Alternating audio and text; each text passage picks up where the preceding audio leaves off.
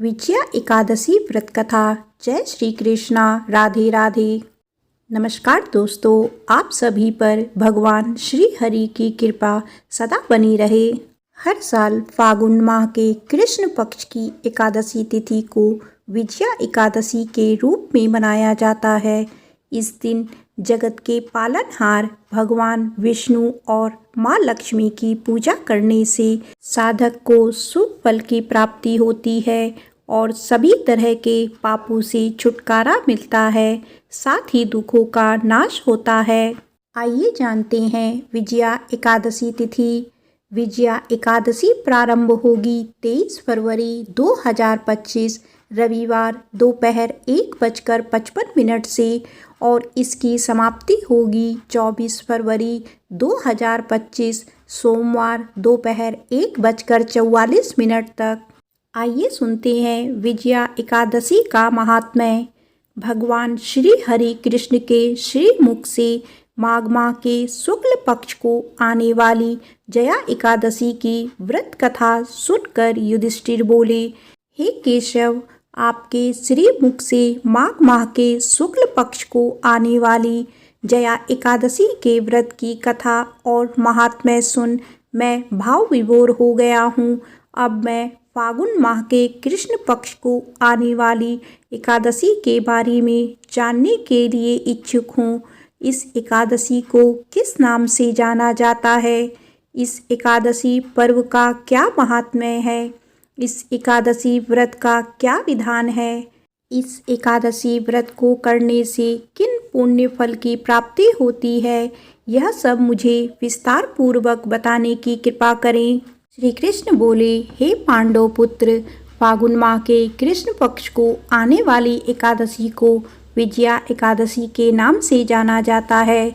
इस एकादशी का व्रत मनुष्य को अपने शत्रुओं पर विजय पाने हेतु करना चाहिए। इस एकादशी का व्रत सभी व्रतों में सबसे उत्तम और श्रेष्ठ है। जब मनुष्य भयंकर शत्रुओं से घिरा हो और उसे अपनी पराजय अपने सम्मुख दिखाई दे रही हो, इस विकट अवस्था में भी जय प्राप्त करने में क्षमता विजया नामक एकादशी व्रत रखती है। जो भी मनुष्य अपनी पूर्ण श्रद्धा एवं विश्वास से विजया एकादशी का श्रवण या पठन करता है, उसके सारे पापों का नाश सहज रूप से हो जाता है। श्री कृष्ण बोले, हे राजन, अब मैं तुम्हें इस एकादशी की कथा सुनाने जा रहा हूँ, जो स्वयं ब्रह्मा जी ने अपने पुत्र नारद को सुनाई थी। अतः तुम इसे ध्यानपूर्वक सुनना। एक समय देव ऋषि नारद जी ब्रह्मलोक गए और परमपिता ब्रह्मा जी से कहने लगे, हे परमपिता, मैं आपसे आज फागुन माह के कृष्ण पक्ष को आने वाली एकादशी के महात्म्य को सुनना चाहता हूँ, अतः मेरी इस याचना को पूर्ण करें। ब्रह्मा जी कहते हैं, हे पुत्र, तुमने आज बड़ा ही उत्तम विचार प्रकट किया है। फागुन माह के कृष्ण पक्ष को आने वाली एकादशी को विजया एकादशी के नाम से जाना जाता है। अब मैं तुम्हें इसकी कथा सुनाने जा रहा हूँ, अतः बड़े ध्यान से सुनना। त्रेता युग में जब भगवान श्री विष्णु के सप्तम अवतार श्री रामचंद्र जी को 14 वर्ष का वनवास हुआ, तब वे माता सीता और भ्राता लक्ष्मण के साथ पंचवटी में निवास करने लगे। वहाँ जब लंकापति रावण ने छल से माता सीता का हरण किया, तब इस समाचार को प्राप्त करके भ्राता लक्ष्मण और प्रभु श्री रामचंद्र जी बहुत दुखी हुए और व्याकुल होकर माता सीता की खोज में निकल पड़े। खोजते खोजते जब वे मरणासन पक्षीराज जटायु के समक्ष पहुँचे, तब जटायु ने उन्हें सारा वृतांत सुनाकर वह स्वर्ग सिधार गए। जटायु के कथनानुसार दोनों दक्षिण दिशा की ओर माता सीता की खोज करने आगे बढ़े। आगे चलते उनकी भेंट पवन पुत्र श्री हनुमान जी से हुई और पवन पुत्र हनुमान जी द्वारा उनकी मित्रता वानर राज सुग्रीव से हुई। सुग्रीव के साथ मित्रता के चलते बाली का वध हुआ। हनुमान जी सीता माता की खोज करते हुए लंकापति रावण की नगरी में आ पहुँचे। वहाँ माता सीता के दर्शन प्राप्त कर वापस उनका संदेश लेकर वह श्री प्रभु राम के पास पहुँचे। प्रभु श्री राम ने विलंब न करते हुए लंका पर चढ़ाई की घोषणा कर दी। अपनी विशाल वानर सेना के संग वह विशाल समुद्र तट पर आ गई। समुद्र इतना विशाल था कि उन्हें अब आगे कूच करने का कोई मार्ग नहीं मिल रहा था।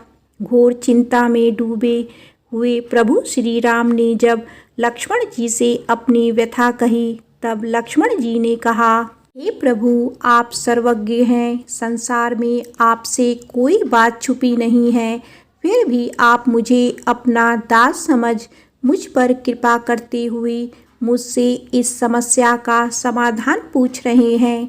तो सुने, यहाँ से आधा योजन दूर कुमारी द्वीप में महर्षि वक्लदालभ्य नामक ऋषि निवास करते थे। वह परम तपस्वी और ज्ञानी हैं। उन्होंने अनेक ब्रह्मा देखे हैं, अतः वे हमारी इस समस्या का समाधान अवश्य ही निकाल सकते हैं। लक्ष्मण जी की बात सुन प्रभु श्री रामचंद्र जी बिना विलंब किए ऋषि श्री वक्लदालभ्य जी के आश्रम आ पहुँचे। वहाँ उन्होंने ऋषि को सादर नमन करते हुए उनके सम्मुख आसन लगाकर बैठ गए। तब ऋषि अपनी साधना में लीन थे। जब वह जागृत अवस्था में आए, तब अपने सम्मुख प्रभु श्री राम को पाते वह हर्षित हो उठे, किंतु प्रभु के मनुष्य अवतार की मर्यादा को जान उन्होंने प्रभु श्री राम से वहां आने का प्रयोजन पूछा। प्रभु श्री राम ने कहा, हे मुनि श्रेष्ठ, मैं मेरी भार्या सीता की खोज में निकला हूँ, जिसका छल से अपहरण कर दुष्ट रावण अपनी लंकापुरी ले गया है। मैं वानर राज की वानर सेना के साथ इस विशाल समुद्र के सम्मुख खड़ा हूँ और आपसे निवेदन करता हूँ कि इस विशाल समुद्र को सेना सहित पार करने का कोई संभव उपाय मुझे कहें। रामचंद्र जी से सारा वृतांत सुन महर्षि बोले, हे राम, इस विशाल समुद्र को लांघना अत्यंत जटिल है, किंतु फागुन माह के कृष्ण पक्ष को आने वाली एकादशी व्रत के माध्यम से ये जटिल कार्य अति सरल रूप से संभव हो सकता है। मैं अपनी दिव्य दृष्टि से देख रहा हूँ। आप इस एकादशी का व्रत कर निश्चित रूप से विजय प्राप्त करेंगे। अब हे राम, मैं तुम्हें इस व्रत की विधि सुनाने जा रहा हूँ, अतः इसे ध्यानपूर्वक सुनना। फागुन माह के कृष्ण पक्ष की 10वीं तिथि के दिन स्वर्ण, चांदी, ताम्र या फिर मिट्टी का एक घड़ा बनाएं। उस घड़े को जल से भरकर 5 पल्लव रख वेदिका पर स्थापित करें। उस घड़े के नीचे सज्जा और ऊपर जौ रखें और प्रभु श्री नारायण की स्वर्ण की प्रतिमा स्थापित करें। एकादशी तिथि के दिन सूर्य उदय से पूर्व उठकर स्वच्छ गंगा जल से स्नान कर बाकी नित्य क्रियाओं को पूर्ण करते हुए धूप, दीप, नैवेद्य, श्रीफल आदि से भगवान का श्रद्धापूर्वक पूजन करें। उसके पश्चात उस घड़े के सम्मुख बैठकर भगवान श्री हरि का ध्यान धरते हुए अपना दिन व्यतीत करें और रात्रि को भी उस घड़े के सम्मुख बैठकर भगवान श्री हरि का जयकारा लगाते हुए जागरण करें। अगले दिन द्वादशी तिथि के दिन अपने नित्य नियम से निवृत्त हो कर उस घड़े को योग्य ब्राह्मण को दान कर दें। हे राम, अगर तुम इस व्रत का अनुष्ठान अपने सेनापतियों सहित करोगे तो निश्चित रूप से तुम्हारी विजय होगी। प्रभु श्री राम ने मुनि श्रेष्ठ के कथनानुसार इस व्रत का अनुष्ठान किया और रावण जैसे दुष्ट दैत्य पर अपनी विजय प्राप्त की। अतः हे कुंती नंदन, जो भी मनुष्य इस व्रत को पूर्ण विधि विधान से मन में पूर्ण श्रद्धा रखते हुए करता है, उसे निश्चित रूप से दोनों लोकों पर विजय प्राप्त होती है। ब्रह्मा जी ने नारद से यह कहा है कि जो भी मनुष्य इस व्रत का पठन या श्रवण करता है उसे वाजपेयी यज्ञ का फल प्राप्त होता है। प्रेम से बोलो श्री हरि विष्णु भगवान की जय। आइए सुनते हैं एकादशी के दिन सुनी जाने वाली श्री शालिग्राम जी की पूर्ण फल प्रदान करने वाली सच्ची कथा। एक कसाई था सदना, वह बहुत ईमानदार था। वो भगवान के नाम और कीर्तन में मस्त रहता था। यहाँ तक कि मांस काटने और बेचने के लिए भी वह भगवान नाम गुणगान करता रहता था। एक दिन वह अपनी ही धुन में कहीं जा रहा था कि उसके पैर से कोई पत्थर टकराया। वह रुक गया और उसने देखा एक काले रंग के गोल पत्थर से उसका पैर टकरा गया है। उसने वह पत्थर उठा लिया और अपनी जेब में रख लिया, यह सोचकर कि यह मांस तौलने के काम में आएगा। वापस आकर उसने वह पत्थर मांस के वजन को तौलने के काम में लगाया। कुछ ही दिनों में उसने समझ लिया कि यह पत्थर कोई साधारण नहीं है, क्योंकि जितना वजन उसको तौलना होता पत्थर उतने वजन का ही हो जाता। धीरे धीरे यह बात फैलने लगी कि सदना कसाई के पास वजन करने वाला पत्थर है। वह जितना चाहता है पत्थर उतना ही तौल देता है। किसी को 1 किलो मांस देना होता है तो तराजू में उस पत्थर को एक तरफ डालने पर दूसरी ओर 1 किलो का ही मांस तुलता है। अगर किसी को 2 किलो चाहिए हो तो वह पत्थर 2 किलो के भार जितना भारी हो जाता है। इस चमत्कार के कारण उसके यहाँ लोगों की भीड़ जुटने लगी। भीड़ जुटने के साथ ही सदना की दुकान की बिक्री बढ़ गई। यह बात एक ब्राह्मण तक पहुँची। हालांकि वह ऐसा अशुद्ध जगह पर नहीं जाना चाहते थे जहां मांस कटता हो वह बिकता हो, किंतु चमत्कारी पत्थर को देखने की उत्सुकता उसे सदना की दुकान तक खींच लाई। दूर से खड़ा वह सदना कसाई को मांस तौलते देखने लगा। उसने देखा कि कैसे वह पत्थर हर प्रकार के वजन को बराबर तौल रहा था। ध्यान से देखने पर उसके शरीर के रोए खड़े हो गए। भीड़ के छटने अर्थात कम होने के बाद ब्राह्मण सदना कसाई के पास गया। ब्राह्मण को अपनी दुकान पे आया देखकर सदना कसाई प्रसन्न भी हुआ और आश्चर्यचकित भी। बड़ी नम्रता से सदना ने ब्राह्मण को बैठने के लिए स्थान दिया और पूछा कि वह उनकी क्या सेवा कर सकता है।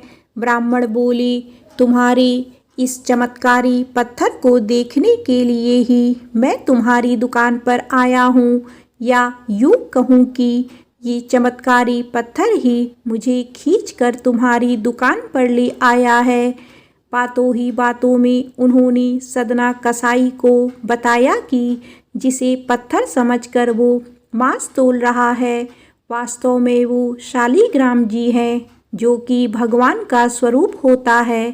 शालिग्राम जी को इस तरह गले कटे मांस के बीच में रखना व उनसे मांस तौलना बहुत बड़ा पाप है। सदना बड़ी ही सरल प्रवृत्ति का व्यक्ति था। ब्राह्मण की बात सुनकर उसे लगा कि अनजाने में मैं बहुत बड़ा पाप कर रहा हूँ।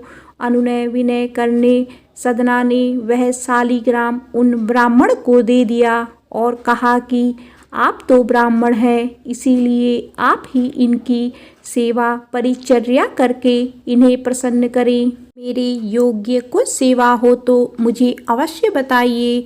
ब्राह्मण शालिग्राम शिला को बहुत सम्मान से घर ले आए। घर आकर उन्होंने श्री शालिग्राम को स्नान करवाया, पंचामृत से अभिषेक किया व पूजा अर्चना आरंभ कर दी। कुछ दिन ही बीते थे कि उन ब्राह्मण के स्वप्न में श्री शालिग्राम जी आए और कहने लगे कि हे ब्राह्मण, मैं तुम्हारी सेवाओं से प्रसन्न हूँ, किंतु तुम मुझे उसी कसाई के पास छोड़ आओ। स्वप्न में ही ब्राह्मण ने कारण पूछा तो उत्तर मिला कि तुम मेरी अर्चना पूजा करते हो, मुझे अच्छा लगता है, परंतु जो भक्त मेरे नाम का गुणगान कीर्तन करते रहते हैं उनको मैं अपने आप को भी बेच देता हूँ। सदना तुम्हारी तरह मेरी सेवा नहीं करता है, परंतु वह हर समय मेरा नाम गुणगान करता रहता है, जो मुझे बहुत अच्छा लगता है, इसीलिए तो मैं उसके पास गया था। ब्राह्मण अगले ही दिन सतना कसाई के पास गया और उनको प्रणाम करके सारी बात बताई। पश्चात श्री शालिग्राम जी को उन्हें सौंप दिया। ब्राह्मण की बात सुनकर सदना कसाई की आंखों में आंसू आ गई। मन ही मन उन्होंने मांस बेचने और खरीदने के कार्य को तिलांजलि देने की सोची और निश्चय किया कि यदि मेरे ठाकुर को कीर्तन पसंद है तो मैं अधिक से अधिक समय नाम कीर्तन ही करूँगा। बोलिए श्री शालिग्राम भगवान की जय। आइए सुनते हैं समस्त पापों का नाश करने वाले भगवान श्री हरि विष्णु की सच्ची कथा, जिसे सुनने मात्र से ही दुख दरिद्रता समाप्त हो जाती है। कन्नौज में एक ब्राह्मण रहता था, उसका नाम अजामिल था। यह अजामिल बड़ा शास्त्रज्ञ और शील था। सदाचार और सद्गुणों का तो यह खजाना ही था। ब्रह्मचारी, विनयी, जितेंद्रिय, सत्यनिष्ठ, मंत्रोवेता और पवित्र भी था। इसने गुरु, संत, महात्माओं सबकी सेवा की थी। एक बार अपने पिता के आदेशानुसार वन में गया और वहाँ से फल, फूल, समिधा तथा कुश लेकर घर के लिए लौटा। लौटते समय इसने देखा कि एक व्यक्ति मदिरा पीकर किसी वेश्या के साथ विहार कर रहा है। वेश्या भी शराब पीकर मतवाली हो रही है। अजामिल ने पाप किया नहीं, केवल आंखों से देखा और काम के वश हो गया। अजामिल ने अपने मन को रोकने की बहुत कोशिश की, लेकिन नाकाम रहा। अब यह मन ही मन उसी वेश्या का चिंतन करने लगा और अपने धर्म से विमुख हो गया। अजामिल सुंदर सुंदर वस्त्र, आभूषण आदि वस्तुएं जिनसे वह प्रसन्न होती ले आता, यहाँ तक कि इसने अपने पिता की सारी संपत्ति देकर भी उसी उल्टा को रिझाया। यह ब्राह्मण उसी प्रकार की चेष्टा करता जिससे वह वेश्या प्रसन्न हो। इस वेश्या के चक्कर में इसने अपने कुलीन नवयुवती और विवाहिता पत्नी तक का परित्याग कर दिया और उस वेश्या के साथ रहने लगा। इसने बहुत दिनों तक वेश्या के मल समान अपवित्र अन्न से अपना जीवन व्यतीत किया और अपना सारा जीवन ही पापमय कर लिया। यह कुबुद्धि न्याय से, अन्याय से, जैसे भी, जहाँ भी, कहीं भी धन मिलता वहीं से उठा लाता और उस वेश्या के बड़े कुटुंब का पालन करने में ही यह व्यस्त रहता। चोरी से, जुए से और धोखाधड़ी से अपने परिवार का पेट पालता था। एक बार कुछ संत इसके गांव में आए। गांव के बाहर संतों ने कुछ लोगों से पूछा कि भैया किसी ब्राह्मण का घर बताइए, हमें वहां पर रात गुजारनी है। इन लोगों ने संतों के साथ मजाक किया और कहा, संतों, हमारे गांव में तो एक ही श्रेष्ठ ब्राह्मण है जिसका नाम है अजामिल, और इतना बड़ा भगवान का भक्त है कि गांव के अंदर नहीं रहता, गांव के बाहर ही रहता है। अब संत जन अजामिल के घर पहुँचे और दरवाज़ा खटखटाया। भक्त अजामिल, दरवाज़ा खोलो। जैसे ही अजामिल ने आज दरवाज़ा खोला तो संतों के दर्शन करते ही मानो आज अपने पुराने अच्छे कर्म उसे याद आ गई। संतों ने कहा कि भैया रात बहुत हो गई है, आप हमारे लिए भोजन और सोने की व्यवस्था कर दीजिए। अजामिल ने सुंदर भोजन तैयार करवाया और संतों को करवाया। जब अजामिल ने संतों से सोने के लिए कहा तो संत कहते हैं, भैया हम प्रतिदिन सोने से पहले कीर्तन करते हैं। यदि आपको समस्या ना हो तो हम कीर्तन कर लें। अजामिल ने कहा, आप ही का घर है महाराज, जो दिल में आए सो करो। संतों ने सुंदर कीर्तन आरंभ किया और उस कीर्तन से अजामिल बैठा। सारी रात कीर्तन चला और अजामिल की आंखों में खूब आंसू आने लगे, मानो आज आंखों से आंसू नहीं पाप धुल गए हैं। सारी रात भगवान का नाम लिया। जब सुबह हुई, संत जन चलने लगे तो अजामिल ने कहा, महात्माओं, मुझे क्षमा कर दीजिए, मैं कोई भक्त नहीं हूँ, मैं तो एक महापापी हूँ। मैं वेश्या के साथ रहता हूँ और मुझे गांव से बाहर निकाल दिया गया है। केवल आपकी सेवा के लिए मैंने आपको भोजन करवाया, नहीं तो मुझसे बड़ा पापी कोई नहीं है। संतों ने कहा, अरे अजामिल, तूने ये बात हमें कल क्यों नहीं बताई? हम तेरे घर में रुकते ही नहीं। अब तूने हमें आश्रय दिया है तो चिंता मत कर। ये बता, तेरे घर में कितने बालक हैं? अजामिल ने बता दिया कि महाराज 9 बच्चे हैं और अभी ये गर्भवती है। संतों ने कहा कि इस बार जो तेरी संतान होगी वो तेरे पुत्र होगा और तू उसका नाम नारायण रखना। जा, तेरा कल्याण हो जाएगा। संत जन आशीर्वाद देकर चले गए। समय बीता, उसके पुत्र हुआ, नाम रखा नारायण। अजामिल अपने पुत्र नारायण में बहुत आसक्त था। अजामिल ने अपना संपूर्ण हृदय अपने बच्चे नारायण को सौंप दिया था। हर समय अजामिल कहता था, नारायण भोजन कर लो, नारायण पानी पी लो, नारायण तुम्हारा खेलने का समय है, तुम खेल लो। हर समय नारायण नारायण करता था। इस तरह 88 वर्ष बीत गए। वह अतिशय मूढ़ हो गया था। इसे इस बात का पता ही नहीं चला कि मृत्यु मेरे सिर पर आ पहुंची है। अब वह अपने पुत्र बालक नारायण के संबंध में ही सोचने विचारने लगा। इतने में ही अजामिल ने देखा कि उसे ले जाने के लिए यमराज के दूत आए हैं और वह नारायण नारायण पुकारने लगा। भगवान के पार्षदों ने देखा कि यह मरते समय हमारे स्वामी भगवान नारायण का नाम ले रहा है, उनके नाम का कीर्तन कर रहा है। अतः वे बड़े वेग से झटपट वहां आ पहुँचे। उस समय यमराज के दूत दासीपति अजामिल के शरीर में से उसके सूक्ष्म शरीर को खींच रहे थे। विष्णु दूतों ने बलपूर्वक रोक दिया। उनके रोकने पर यमराज के दूत ने उनसे कहा, अरे धर्मराज की आज्ञा का निर्देश करने वाले तुम लोग हो कौन? तुम किसके दूत हो? कहाँ से आए हो और इसे ले जाने से हमें क्यों रोक रहे हो?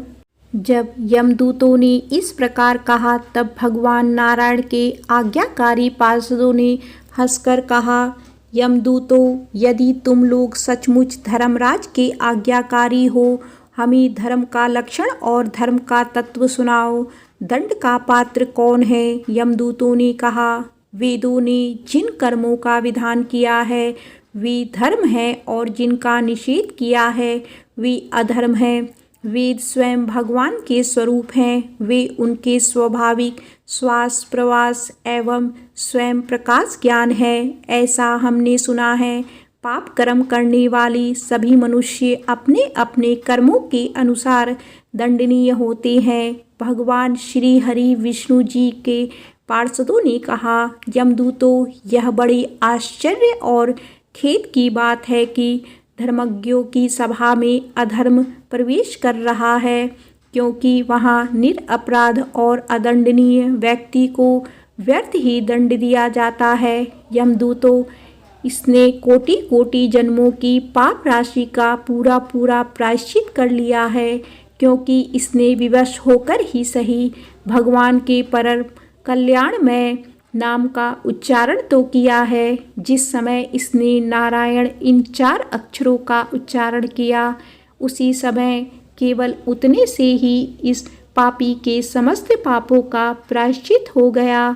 चोर, शराबी, मित्रद्रोही, ब्रह्मघाती, गुरुपत्रिगामी ऐसे लोगों का संसर्गी श्री राजा पिता और गाय को मारने वाला, चाहे जैसा और चाहे कितना बड़ा पापी हो, सभी के लिए यही इतना ही सबसे बड़ा प्रायश्चित है कि भगवान के नामों का जाप किया जाए, क्योंकि भगवान नाम के उच्चारण से मनुष्य की बुद्धि भगवान के गुण, लीला और स्वरूप में रम जाती है और स्वयं भगवान की उसके प्रति आत्मीय बुद्धि हो जाती है। तुम लोग अजामिल को मत ले जाओ, इसने सारे पाप का प्रायश्चित कर लिया है, क्योंकि इसने मरते समय भगवान के नाम का उच्चारण किया है। इस प्रकार भगवान के पार्षदों ने भागवत धर्म का पूरा निर्णय सुना दिया और अजामिल को यमदूतों के पास से छुड़ाकर मृत्यु के मुख से बचा लिया। भगवान की महिमा सुनने से अजामिल के हृदय में शीघ्र ही भक्ति का उदय हो गया। अब वह अपने पापों को याद करके बड़ा पश्चाताप करने लगा। अजामिल मन ही मन सोचने लगा, अरे मैं कैसा इंद्रियों का दास हूँ। मैंने एक दासी के गर्भ से पुत्र उत्पन्न करके अपना ब्रह्म तत्व नष्ट कर दिया। यह बड़े दुख की बात है। धिक्कार है, मुझे बार बार धिक्कार है। मैं संतों के द्वारा निंदित हूँ, पाप आत्मा हूँ। मैंने अपने कुल में कलंक का टीका लगा दिया है। मेरे माँ बाप बूढ़े और तपस्वी थे, मैंने उनका भी परित्याग कर दिया है। मैं इतना घृतज्ञ हूँ। मैं अब अवश्य ही अत्यंत भयावनी नरक में गिरूंगा, जिसमें गिरकर धर्मघाती पाप आत्मा कामी पुरुष अनेक प्रकार की यम यातना भोगते हैं। कहाँ तो मैं महाकपटी पापी निर्जन और ब्रह्म तेज को नष्ट करने वाला, तथा कहाँ भगवान का वह परम मंगलमय नारायण नाम। अब मैं अपने मन, इंद्रिय और प्राणों में वश में करके ऐसा प्रयत्न करूँगा कि फिर अपने को घोर अंधकार नरक में ना डालूं। मैंने यमदूतों से डर के अपने पुत्र नारायण को पुकारा और भगवान के पार्षद प्रकट हो गए। यदि मैं वास्तव में नारायण को पुकारता तो क्या आज श्री नारायण मेरे सामने प्रकट नहीं हो जाते। अब अजामिल के चित्त में संसार के प्रति तीव्र वैराग्य हो गया। वे सबसे संबंध और मोह को छोड़कर हरिद्वार चले गए। उस देव स्थान में जाकर वे भगवान के मंदिर में आसन पर बैठ गई और उन्होंने योग मार्ग का आश्रय लेकर अपनी सारी इंद्रियों को अन्य विषयों से हटाकर मन भगवान श्री हरि विष्णु में लीन कर लिया और मन को बुद्धि में मिला दिया। इसके बाद आत्मचिंतन के द्वारा उन्होंने बुद्धि को विषयों में पृथक कर लिया तथा भगवान के धाम अनुभव स्वरूप पर ब्रह्म में जोड़ दिया। इस प्रकार जब अजामिल की बुद्धि त्रिगुणमयी प्रकृति से ऊपर उठकर भगवान के स्वरूप में स्थित हो गई, तब उन्होंने देखा कि उनके सामने वे ही चारों पार्षद जिन्हें उन्होंने पहले देखा था खड़े हैं। अजामिल ने सिर झुकाकर उन्हें नमस्कार किया। उनका दर्शन पाने के बाद उन्होंने उस तीर्थ स्थान में गंगा के तट पर अपना शरीर त्याग दिया और तत्काल भगवान के पार्षदों का स्वरूप प्राप्त कर दिया। अजामिल भगवान के पार्षदों के साथ स्वर्णमय विमान पर आरूढ़ होकर आकाश मार्ग से भगवान लक्ष्मीपति के निवास स्थान वैकुंठ को चले गए। प्रेम से बोलो जय श्री कृष्णा, राधे राधे।